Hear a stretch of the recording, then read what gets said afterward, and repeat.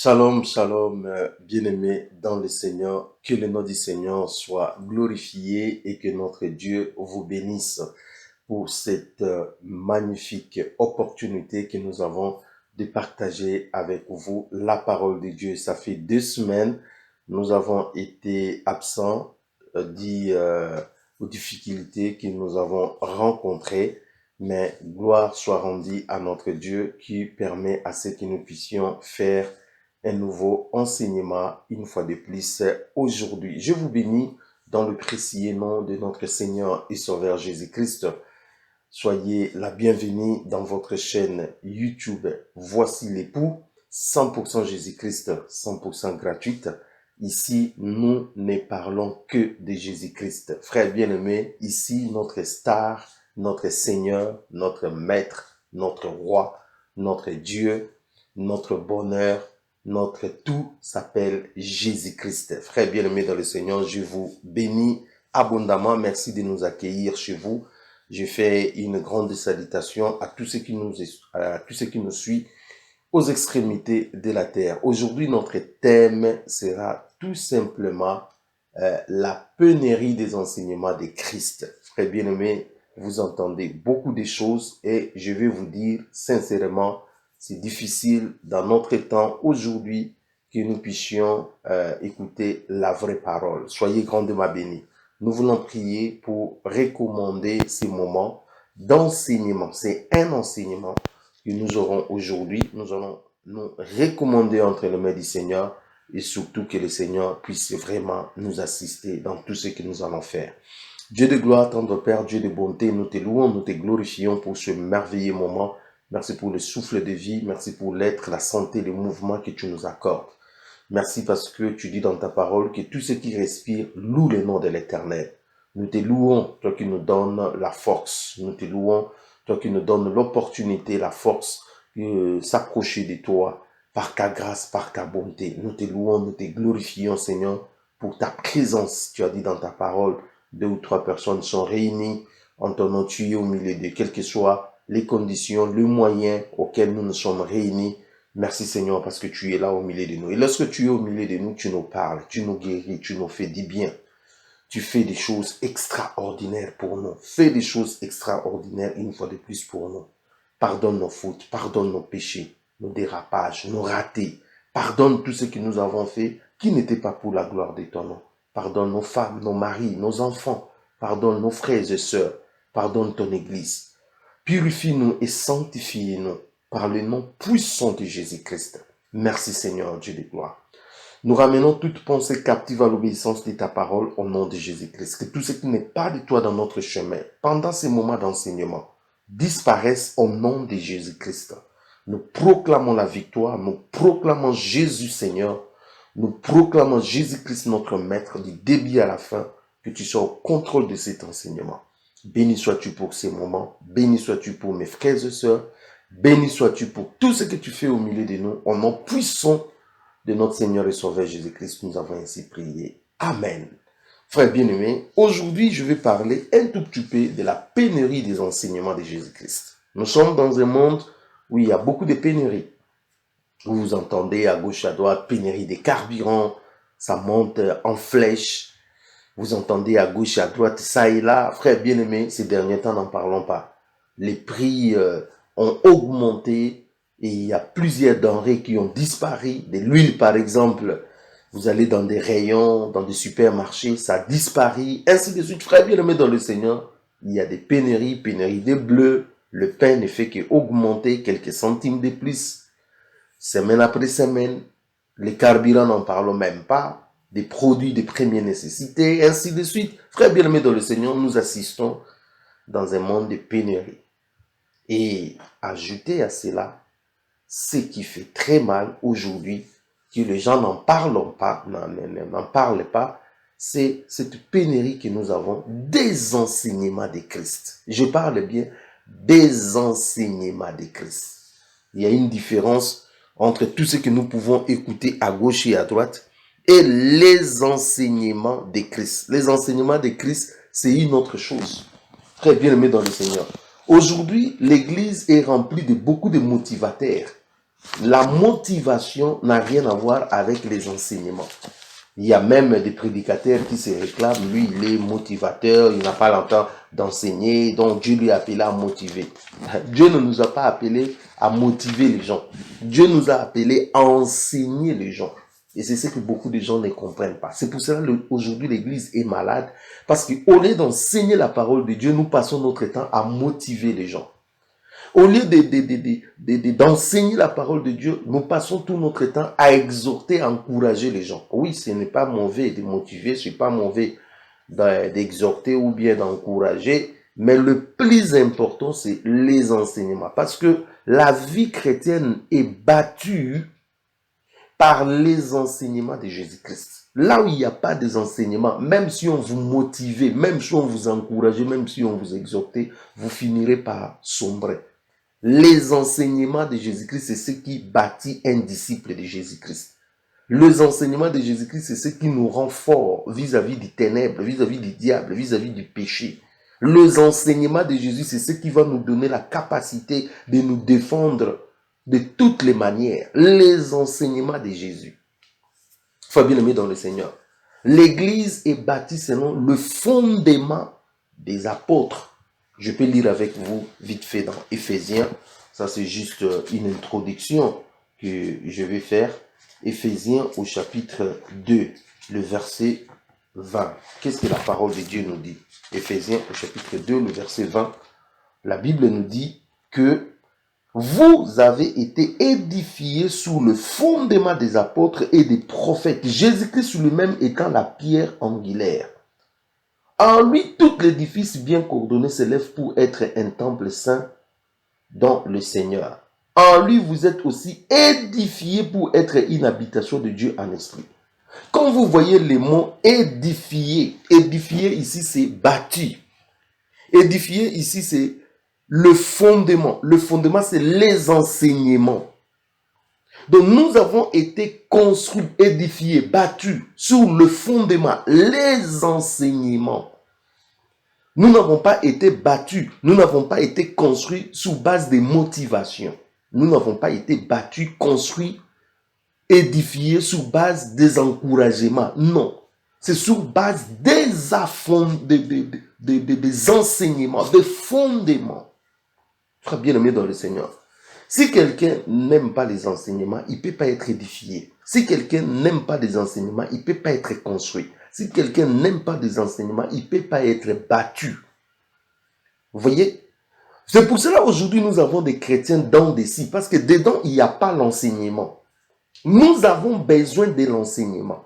Parce qu'un chrétien est édifié par rapport au fondement. Le fondement veut dire les enseignements. Et nous allons voir avec vous ensemble comment est-ce que le Seigneur a passé son temps dans l'enseignement. Et aujourd'hui, nous assistons à un moment où il n'y a plus d'enseignements. Il y a pénurie des enseignements. Ça n'existe plus. Ça, c'est dans le sens fort. Il y a quelques personnes qui continuent à enseigner. Mais la majorité des églises, la majorité des prédicateurs, eh bien, ils n'enseignent plus la parole de Dieu. C'est fini cette histoire d'enseignement. C'est fini, frère bien-aimé dans le Seigneur. C'est grave, frère bien-aimé dans le Seigneur. Les enseignements n'existent plus. Amos nous avait bien prévenu. Le Seigneur nous avait prévenu dans Amos. Je lis avec vous Amos au chapitre 8, le verset 11. Dieu avait déjà dit dans Amos au chapitre 8, le verset 11. Voici les jours viennent, dit le Seigneur l'Éternel, où j'enverrai la famine dans le pays. Non pas la disette du pain et la soif de l'eau, mais la faim et la soif d'entendre les paroles de l'Éternel. Frère bien-aimé dans le Seigneur, les gens ont faim, les gens ont soif, ils veulent écouter la vraie parole de Dieu. Seulement, il y a pénurie des enseignements, pénurie de la parole de Dieu. Vous voulez écouter, il y a des personnes qui veulent écouter. Il va dans telle assemblée, n'importe quoi. Il va sur le net, n'importe quoi. Frère, des fois, on reprend les mêmes enseignements qu'on a déjà écoutés parce qu'on estime que ce sont des vrais enseignements. Mais la plupart des personnes, frère, ils ont la tête ailleurs. Aujourd'hui, les gens, c'est les motivateurs, les encourageurs, mais pas les enseignants de la parole de Dieu. Donc aujourd'hui, les gens ont faim et soif. Ils veulent écouter la vraie parole de Jésus-Christ, mais cette parole s'est fait de plus en plus rare.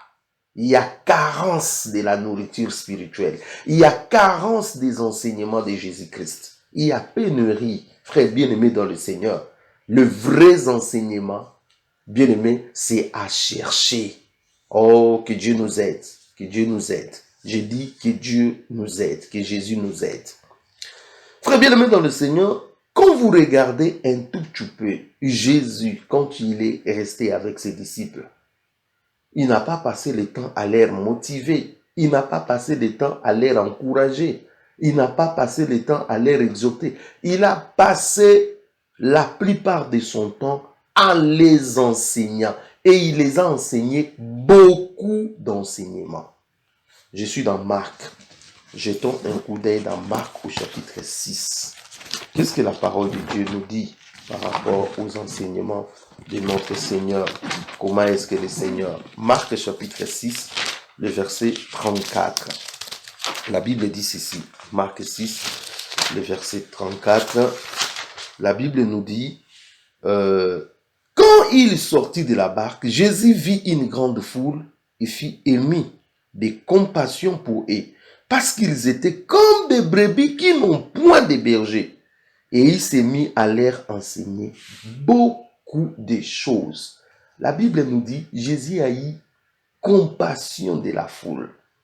Pourquoi? Parce que la foule était comme des brebis sans berger. C'est exactement ce qui se passe aujourd'hui. Nous avons une grande foule. Nous avons beaucoup de personnes. Ces gens ont faim et soif de la parole de Dieu. Mais ils sont là comme sans berger.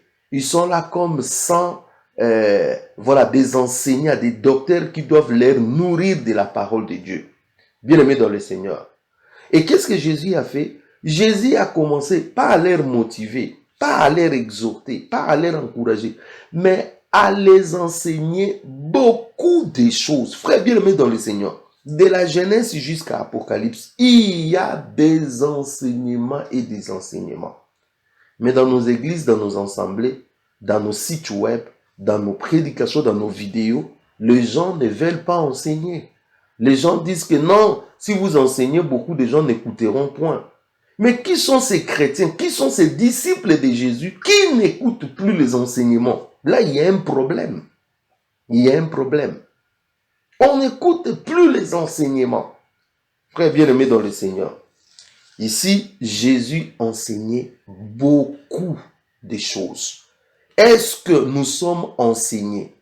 Je vais aller dans une assemblée, c'est bien, mais est-ce qu'on m'enseigne? Ou on passe le temps à me motiver?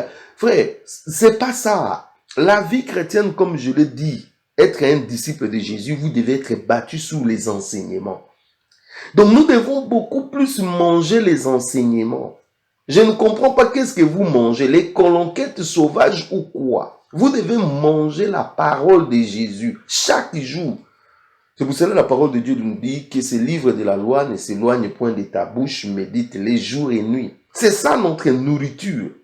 Manger chaque jour la parole de Dieu, les enseignements. Frères bien-aimés, nous devons nous attacher aux enseignements de Jésus-Christ. C'est comme ça que nous serons battus, c'est comme ça que nous serons construits, c'est comme ça que nous serons édifiés par les enseignements, par les encouragements, par des motivations.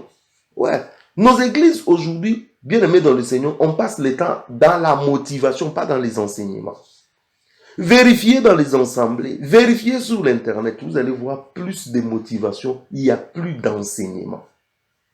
Voilà pourquoi un disciple qui rencontre des témoins de Jéhovah, on va les balloter de gauche à droite. Il va rencontrer telle personne, on va les balloter. Pourquoi? Parce qu'il n'y a pas la substance nécessaire dans la personne.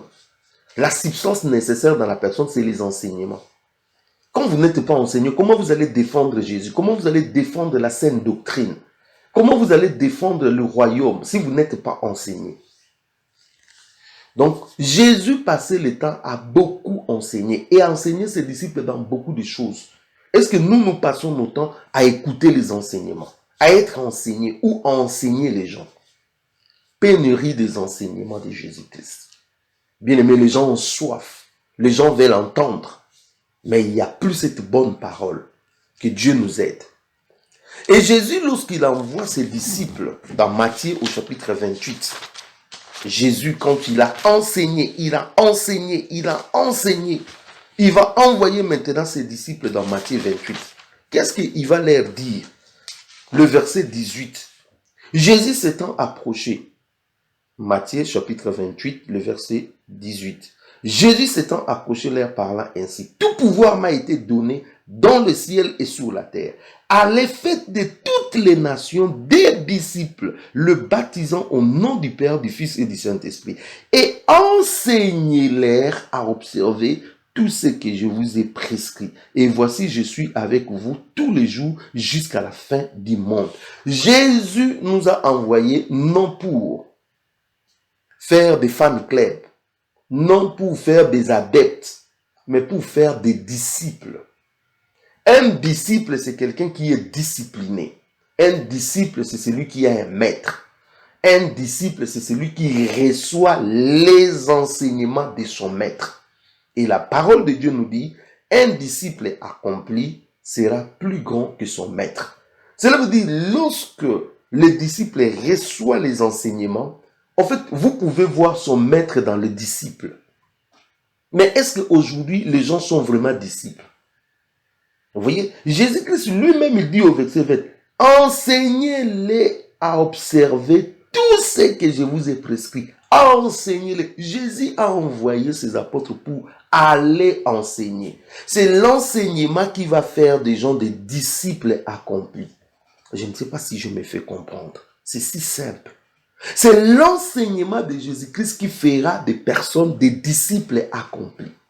Donc s'il n'y a pas des enseignements, on n'aura pas de disciples, nous aurons des adeptes, nous aurons des fanatiques, nous aurons voilà, tout ce que nous sommes en train de voir, des gens qui sont capables de se battre pour les pasteurs, pour défendre des personnes, mais jamais pour les intérêts de Jésus-Christ. Tout simplement parce qu'il n'y a pas des enseignements. Jésus envoie pour enseigner. Donc, regardez des prédicateurs, regardez tous ces gens qui passent sur l'internet. Si ça n'est pas, c'est pas pour vous enseigner, c'est une distraction. C'est comme une plaie où on calme. La motivation, c'est calmer. Les encouragements, là, c'est calmer. Mais la plaie ne peut être traitée que par l'enseignement. C'est l'enseignement, la parole de Dieu qui vient séparer. C'est l'enseignement qui vient régler les choses. Je ne suis pas contre les exhortations, contre les encouragements, ni même des fois motiver les gens, mais je dis ce sont des etc.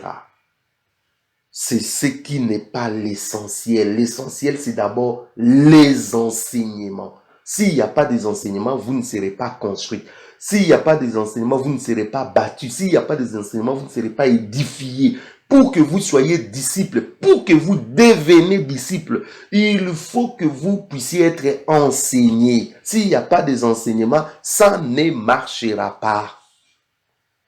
Je crois que vous êtes en train de comprendre. Donc aujourd'hui, le Seigneur dit, faites des nations des disciples, nous faisons des adeptes, nous faisons autre que les disciples.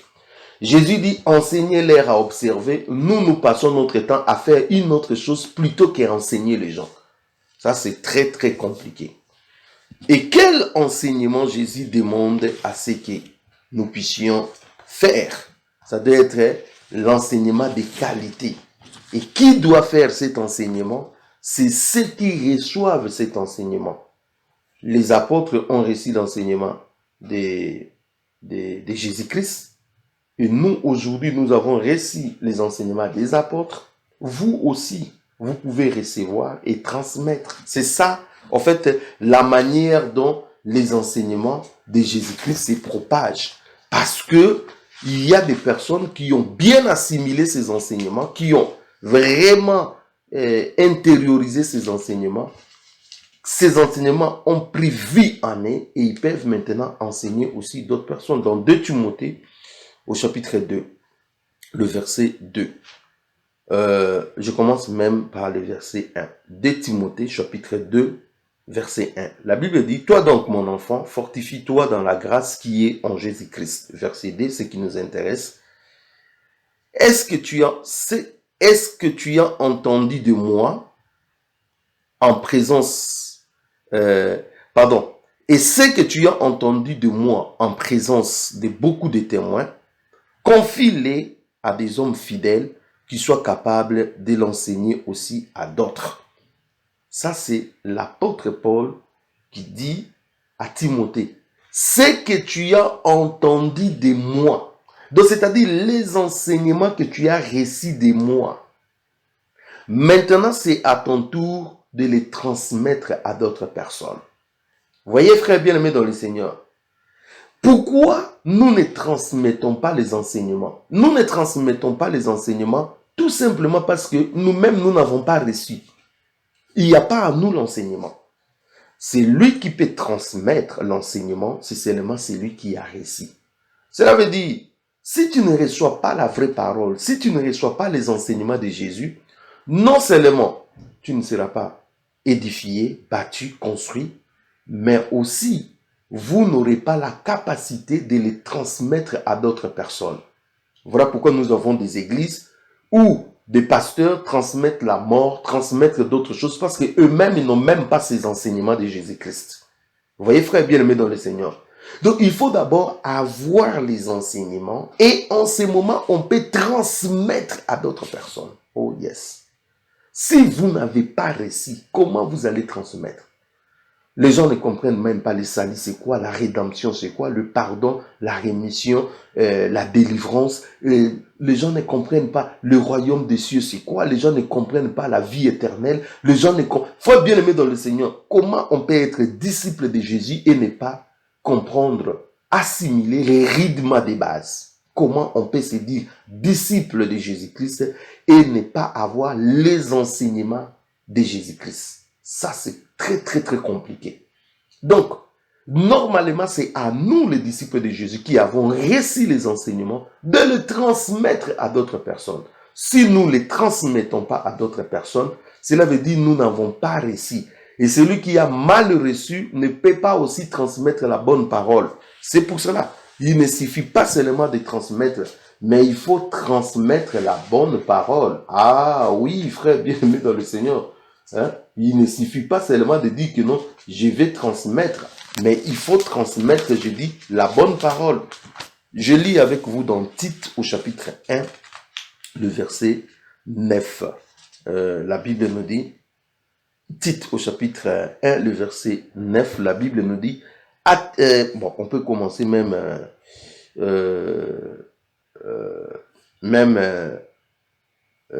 au verset 5. Je t'ai laissé en Crète afin que tu mettes en ordre ce qui reste à régler et que selon mes instructions, tu établisses des anciens, c'est-à-dire des prédicateurs, des bergers dans chaque ville. S'il s'y trouve quelques hommes irréprochables, là je ne suis même pas là aujourd'hui, je lis seulement, mari d'une seule femme, ayant des enfants fidèles, qui ne soient ni accusés de débauche ni rebelles, car il faut que l'évêque soit irréprochable comme économe de Dieu, qu'il ne soit ni arrogant, ni colère, ni donné au vin, ni violent, ni porté à un gain déshonnête, mais qu'il soit hospitalier, ami des gens de bien, modéré, juste, saint, tempérant, attaché à la vraie parole telle qu'elle a été enseignée afin d'être capable d'exhorter selon la saine doctrine et de réfuter les contradicteurs. Ça, c'est magnifique. Le verset 9. Attaché à la vraie parole telle qu'elle a été enseignée afin d'être capable d'exhorter selon la saine doctrine et de réfuter les contradicteurs. Donc, il ne suffit pas seulement d'emmagasiner les enseignements, mais il faut emmagasiner les enseignements tels que le Seigneur Jésus-Christ nous les a enseignés. Ça, c'est très important. Et puis, lorsque vous allez transmettre, vous devez transmettre selon la saine doctrine. Selon la saine doctrine, pas selon nos raisonnements. Aujourd'hui, les gens raisonnent. On amène le principe des partis politiques dans l'église. On amène les principes des associations dans les églises. On amène les principes des clubs dans les églises. Des principes culturels dans l'église. On amène tout ce qu'on ramasse à gauche et à droite. On veut l'imposer dans l'église. Par conséquent, l'église n'est plus assise sur la saine doctrine. L'église est devenue une autre chose. Or, ici, Paul est en train de dire à Tite qu'il doit établir les évêques, les anciens, les prédicateurs de l'évangile de Dieu. Et ces gens doivent être des personnes capables d'enseigner selon la saine doctrine. Donc vous voyez, frère bien-aimé dans le Seigneur, il ne suffit pas de parler, mais il faut rester dans la saine doctrine, dans la doctrine de Jésus-Christ, dans la doctrine des bases. Ça, c'est une autre chose. Ça, c'est une autre paire de manches. Donc, frère bien-aimé dans le Seigneur, je vais vous lire un dernier verset dans Actes des Apôtres avant que nous puissions nous poser des questions de fond par rapport à l'enseignement. Dans Actes au chapitre 2, au verset 42. Actes des Apôtres au chapitre 2, le verset 42. Écoutez ce qui est dit. Acte 2, le verset 42. La Bible dit, il persévérait dans l'enseignement des apôtres, dans la communion fraternelle, dans la fraction du pain et dans les prières. Qui? Les disciples, les gens qui avaient reçu les enseignements de Jésus, la saine doctrine. Il persévérait dans les enseignements. Frère bien-aimé dans le Seigneur, le mot qui m'intéresse, c'est le mot persévérer. Persévérer demande des efforts. Persévérer demande la détermination. Persévérer demande, voilà, de s'y mettre. De cela veut dire, rester dans les enseignements, bien-aimé dans le Seigneur, il faut des efforts. Il faut s'y mettre. Il faut vraiment être déterminé. Sinon, on va s'écarter des enseignements des apôtres, des enseignements de Jésus-Christ. Il faut persévérer, être déterminé, malgré les sollicitations à gauche et à droite. Vous devez être déterminé dans les enseignements. On va vous proposer beaucoup de choses, mais vous soyez déterminé. On va vous proposer des histoires qui donnent l'apparence d'être la parole de Dieu. Très bien aimé, vous devez être déterminé à écouter que les enseignements de Jésus, la saine doctrine. Ne donnez pas vos oreilles à n'importe qui, à n'importe quoi. Et restez dans la persévérance dans la parole. C'est un effort que vous devez fournir. J'ai dit à quelqu'un, c'est à vous de fournir l'effort de rester dans les enseignements de Christ. C'est à vous de faire le tri. C'est à vous de tamiser. C'est à vous de déterminer qu'est-ce que je vais prendre, qu'est-ce que je ne vais pas prendre. C'est à vous de s'auto-censurer. La persévérance pour rester dans les enseignements de Jésus-Christ. Vous devez être déterminé. Persévérer dans cet enseignement, surtout dans ce temps difficile. Je ne sais pas s'il y a des gens qui ont cette détermination. Je ne sais pas s'il y a des gens qui comprennent les réalités, les enjeux d'aujourd'hui. Je ne sais pas s'il y a des personnes qui peuvent dire oui, le temps, il y a pénurie, il y a des faux, il y a ceci, cela, mais nous devons être déterminés. Mes frères bien-aimés dans le Seigneur, je vous encourage à persévérer. C'est difficile. Nous, par exemple, qui enseignons encore la parole de Dieu, qui passons notre temps dans l'enseignement, frères bien-aimés, tous les jours, je vois comment le nombre de personnes diminue dans ma chaîne. Parce que les gens, voilà, ne veulent pas des enseignements. Ils veulent être motivés. On a remplacé les enseignements par la motivation, par la crainte des démons. Il y a des gens qui enseignent que la crainte des démons, la crainte des membres des familles, la crainte des sorciers. Et on maintient les gens dans une sorte de, voilà, de prison. Mais il n'y a pas des enseignements. 3 raisons fondamentales qui fait à ce qu'il n'y a plus de vrais enseignements, il y a pénurie. Il y a 3 raisons. Et je vais vous dire ces 3 raisons qui font à ce qu'aujourd'hui, on est dans le manque d'enseignement. Les gens ont faim et soif, mais ils ne trouvent pas des enseignements. Il y a 3 raisons. Première raison, ça se trouve dans 2 Timothée au chapitre 4. Première raison qui fait qu'il y a pénurie des enseignements. Pourquoi? 2 Timothée au chapitre 4, je lis avec vous le verset 3. La Bible nous dit ceci. Car il viendra un temps où les hommes ne supporteront pas la saine doctrine, mais ayant la démangeaison d'entendre des choses agréables, ils se donneront une foule de docteurs selon leurs propres désirs, détourneront l'oreille de la vérité et se tourneront vers des fables. Mais toi, sois sobre en toutes choses, supporte les souffrances, fais l'œuvre d'un évangéliste, remplis bien ton ministère. La Bible nous dit, la première raison qui fera à ce qu'il y a pénurie des enseignements de Jésus-Christ, parce qu'il arrivera un moment où les gens ne supporteront plus la saine doctrine. Les gens ne vont plus supporter la saine doctrine. Donc, si tu enseignes la parole véritable de Jésus-Christ, les gens ne vont plus supporter ça. On va te dire non, c'est démodé. Ah, c'est l'époque passée. Ah, ça c'est l'évangile de condamnation. Ah, vous venez réveiller les gens. Vous voulez parler toujours du péché. Non, les gens vont refuser. Et parce que les gens veulent plaire à la foule, eh bien, qu'est-ce que les gens vont faire? Les gens vont donner à la foule ce que la foule désire. Parce que la Bible dit, ils vont chercher des docteurs selon leurs propres désirs, c'est-à-dire les gens qui vont les enseigner ce qu'ils trouvent agréable à l'oreille. Mes frères, c'est grave ce que je suis en train de dire. Donc, il y aura des docteurs. Un docteur, c'est qui? Un docteur, c'est celui qui connaît la profondeur de la parole de Dieu. Mais maintenant, ils ont des docteurs qui n'ont rien à voir avec la profondeur de la parole de Dieu, qui fait d'autres choses. Frères bien-aimés dans le Seigneur, c'est grave ce que je suis en train de vous dire. Les gens vont détourner l'oreille de la vérité. La vérité, c'est Jésus. Il a dit, je suis le chemin, la vérité et la vie. Les gens vont se détourner.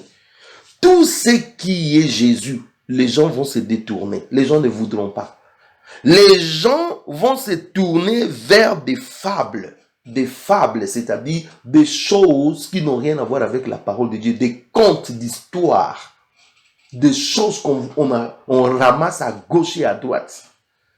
Quelqu'un, il vient comme ça, il vous dit, regarde la révélation que j'ai reçue. Tu entends cette révélation, tu dis, ce gars, il est malade. C'est-à-dire, il a un problème dans sa tête. Ça, c'est une révélation. Non, ce sont des fables. On ramasse à gauche et à droite. On a lu dans tel livre, on a fait ceci, on ramène ça dans l'église. C'est pas ça les enseignements de Jésus. C'est pas ça la parole de Dieu. Et ces fables, aujourd'hui, ça remplit. Les gens aiment écouter des fables. Regarde les enfants. Quand vous leur faites des contes, des fables, ainsi de suite, regarde comment ils sont heureux. Et c'est au même également dans l'église. Les gens ne veulent pas écouter les enseignements de Jésus, les gens veulent écouter des fables. Le corbeau et le renard est entré dans l'église. Fable de La Fontaine est entré dans l'église, frère bien-aimé dans le Seigneur. Les gens rencontrent comment il vit avec son chat, comment il vit avec son chien, comment il vit avec sa voiture, avec sa villa. Bien-aimé dans le Seigneur, autre que Jésus-Christ. Les gens démontrent, bien aimé dans le Seigneur, où est la parole? Où est la parole?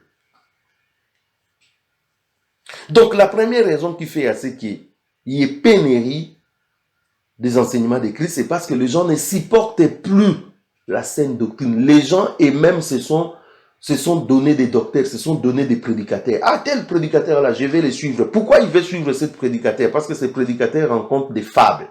Voilà, il n'enseigne pas la parole de Dieu. Il ne va pas écouter ta sensibilité spirituelle. Il ne va pas te pointer du doigt. Il ne doit pas pointer du doigt à ton péché. Il doit fermer la bouche même s'il te voit dans une mauvaise position, dans une mauvaise vie. Il doit fermer la bouche. Il doit juste t'encourager. c'est comme ça que tu te rendras en enfer. La première des choses, frère bien-aimé, les gens ne supportent plus la sainte doctrine. Combien de gens, lorsqu'on enseigne, ils disent, je vais zapper. Mais vous ne supportez plus la sainte doctrine. Le problème est que vous ne supportez pas la sainte doctrine. Vous ne supportez pas la vraie parole. Le monde fait assez qu'aujourd'hui, les gens ne supportent plus la vraie parole. Et ça pose vraiment un problème.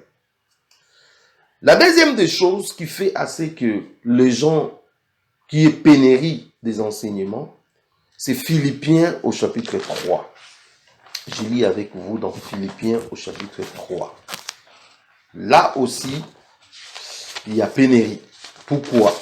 À cause de Philippiens chapitre 3, je lis le verset 19. Le verset 19, la Bible dit, à partir du verset 18, car il en est plusieurs qui marchent en ennemi de la croix de Christ. Ce n'est pas possible. Ce n'est pas possible. La Bible dit, il en est plusieurs qui marchent en ennemi. Ils sont des ennemis de la croix de Jésus-Christ, mais ils prêchent la parole de Dieu. Ils tiennent la Bible. Ce sont des bergers, des grands prédicateurs, mais ils marchent en ennemi de la croix de Jésus-Christ. Je vous en ai souvent parlé et j'en parle maintenant encore en pleurant. Leur fin sera la perdition. Ils ont pour Dieu leur ventre, ils ne mettent leur gloire dans ce qu'il fait leur honte, ils ne pensent qu'aux choses de la terre. Il y a des prédicateurs, frères bien-aimés, qui sont des ennemis de la croix de Jésus-Christ, mais ils sont prédicateurs, des loups déguisés en agneaux, en brebis. Et la Bible dit, leur Dieu c'est leur ventre. C'est-à-dire, ils prêchent la parole de Dieu pour s'enrichir. Voilà pourquoi aujourd'hui, des pasteurs se font des concurrences. Moi, j'ai la plus belle voiture. Moi, j'ai la plus belle villa. Moi, j'ai une jet privé. Moi, j'ai ceci. Moi. On s'en fiche de tout ce que vous avez. C'est pas ce qui nous intéresse. Ce qui nous intéresse, c'est la parole de Jésus-Christ. Où est la parole de Jésus-Christ? Où est la parole de Jésus-Christ? Et la Bible dit ces gens ont pour Dieu leur ventre. Donc, c'est-à-dire leur motivation dans leurs enseignements, ce n'est pas amener les gens au ciel. Non. Leur motivation, c'est de tirer de l'argent, de soutirer de l'argent. Et la Bible nous dit, ils ne pensent qu'aux choses de la terre. Ils sont ennemis des choses du ciel. Nous, on n'est pas de la terre, nous, on est du ciel. Frère bien-aimé, nous devons penser là où Jésus dit, je m'en vais vous préparer des places. Paul disait que le temps de son départ était arrivé, comment il était erré d'aller à la rencontre de Jésus, son maître. Au lieu de préparer les gens, eh bien, bien-aimé, on ne prépare pas les gens. Pourquoi? Parce qu'on les ramène à des choses de la terre, l'évangile terrestre, l'évangile matériel, l'évangile des biens de ce monde. On te montre comment garder ton travail, comment conquérir une femme, on te montre comment devenir millionnaire, comment acheter de ceci, cela, et après, la femme va mourir, et après, vous allez laisser tous ces biens-là, et après, la fin de toutes ces choses, c'est quoi? Vous serez comme une vierge folle. La trompette va sonner. Le mari sera là. Vous ne partirez pas. Frère bien-aimé dans le Seigneur, nous devons nous poser des bonnes questions. Il y a pénurie tout simplement parce qu'il y a des personnes qui se sont introduites au milieu de nous. Et ces personnes-là, ils ont pour Dieu leur ventre. Ils prêchent l'argent pour le bien de ces mondes, pour vous soutirer. Voilà pourquoi ils sont devenus comme des gourous. Ce sont des gourous, ils vous contrôlent, ils contrôlent vos finances, ils contrôlent vos maisons, ils contrôlent vos enfants, vos femmes, ils vous contrôlent, vous êtes sous leur coupe. S'il dit, vous êtes à garde à vie. S'il dit, oh, vous êtes sous les autres. Même quand ils vous trompent, même quand vous, bien aimé, vous êtes obligé de respecter parce que ce sont des gourous qui vous ont pris en otage. Au début, ça sera toujours Jésus, Jésus, Jésus, mais plus on avance, bien aimé, on devient un gourou, on a pris des gens en otage. Voilà pourquoi vous faites tout pour plaire à ces gourous, mais pas pour plaire à Jésus. Vous vous cachez de votre péché devant les gourous, mais pas devant Jésus qui vous regarde, qui voit une fourmi noire dans une nuit noire sur une pierre noire. Frère bien-aimé dans le Seigneur, la pénurie vient parce que, les gens ne supportent pas la saine doctrine. Ils se donnent une foule de docteurs. Ils veulent écouter des choses agréables à l'oreille selon leurs désirs, des fables. C'est pour cela qu'il y a pénurie. Deuxièmement, c'est parce qu'il n'y a plus de vrais prédicateurs qui vont s'élever. Ceux qui s'élèvent pour prêcher la parole de Dieu, aujourd'hui, la plupart, ils ont pour Dieu leur ventre. Ils sont là pour les choses de la terre. Par conséquent, ils ne prêcheront pas la saine doctrine. Ils ne transmettront pas la saine doctrine, les enseignements de Jésus. Ils vont transmettre des colonquettes sauvages, des fables, de la fontaine, des contes, au lieu de la parole de Dieu. Troisièmement, pourquoi il y a pénurie? Eh bien, c'est 1 Timothée au chapitre 4.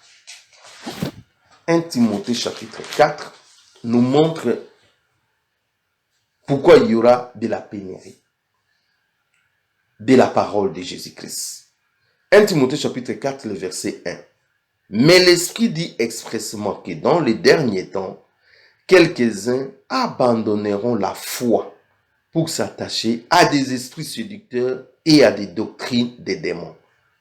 Esprits séducteurs et des doctrines des démons. Eh bien, bien aimé dans le Seigneur, il y a un grand travail démoniaque, diabolique qui est en train de se faire. Des gens qui ont reçu l'onction et le mandat de Satan pour séduire. Séduire veut dire faire écarter quelqu'un du droit chemin. En fait, celui qui était dans la saine doctrine, on va l'enlever de la saine doctrine pour l'amener dans des fausses doctrines. Frère bien-aimé dans le Seigneur, c'est pour cela, la Bible nous dit, quelques-uns vont abandonner la foi. La foi vient de ce qu'on entend, et ce qu'on entend vient de la parole de Dieu. Donc, une vraie foi, c'est une bonne parole qu'on a écoutée, qui a germé, qui devient la foi. La foi égale la parole de Dieu. En gros, la foi égale l'enseignement de Jésus-Christ. Donc, si en amont, il n'y a pas l'enseignement de Jésus-Christ, il ne faut pas s'attendre à la foi là-bas. Et il y a même des gens qui avaient la vraie foi au début, mais à force d'écouter les colonquettes sauvages, des fausses doctrines, des fables et des contes, leur foi a été altérée, détériorée, et maintenant ils n'ont plus la foi. Ils ont abandonné la foi. Ils sont tombés dans ce que nous appelons l'apostasie, l'abandon de la foi. Ils ont été séduits par les discours. Ils ont été séduits par des prédications. Ils ont été séduits par, bien aimé, ce que nous entendons aujourd'hui. Un prédicateur qui s'élève, un prédicateur respectueux qui s'élève, qui dit que non, se masturber, ce n'est pas un péché. Vous voyez, frère bien-aimé dans le Seigneur, un prédicateur respectable qui s'élève, qui dit divorcer et se remarier n'a rien à voir avec un péché. Frère bien-aimé dans le Seigneur, il y a des choses aujourd'hui, quand vous entendez comme ça, vous êtes saisi de la colère sainte, mais après vous dites, bon, bientôt ça sera la fin de toutes choses. Dieu va régler les comptes à tous ces gens-là. Donc ce sont des gens qui ont l'onction de Dieu, l'onction du diable, avec l'intention de dévier les peuples de Dieu. Et ils enseignent la doctrine des démons, sous couvert de Jésus-Christ, sous couvert de la parole de Dieu, sous couvert des églises chrétiennes, sous couvert des assemblées chrétiennes. Mais ces gens enseignent des doctrines des démons. Frère bien-aimé dans le Seigneur, Des esprits séducteurs. Des esprits séducteurs là, ça peut être une personne normale, ça peut être même une personne qui avait bien commencé, mais aujourd'hui, il est un esprit séducteur qui séduit les peuples de Dieu. Des esprits séducteurs remplissent les églises. Des esprits séducteurs font des adeptes les jours. Ils vous communiquent la doctrine des démons. Imaginez-vous. Est-ce que vous avez déjà vu une Bible où on vous a dit c'est la doctrine des démons? Non, c'est toujours cette même Bible. Mais l'interprétation, c'est une doctrine des démons. Comme Satan, lorsqu'il s'est approché d'Ève, il a commencé à enseigner la doctrine des démons. Dieu a-t-il réellement dit, non, vous ne mourrez pas.